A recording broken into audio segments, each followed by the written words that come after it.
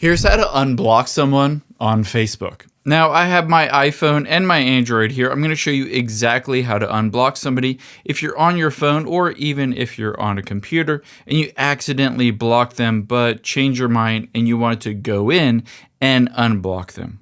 So let's navigate to the block list. To do that, I'm going to tap on the menu button at the bottom right of my iPhone. Keep in mind, if you see 3 lines at the top left, you can tap on those, or if you're on a computer, you'll tap at the top right on your profile. And then the same on Android, tap on your profile button at the bottom right to get to the menu. From here, I'm going to scroll down, tap on Settings and Privacy, and then tap on Settings at the top. After that's loaded, scroll down until you get to the Audience and Visibility section. And you can see at the bottom is Blocking. Tap on Blocking. And on any of these, if you don't want to block them anymore, just tap on Unblock.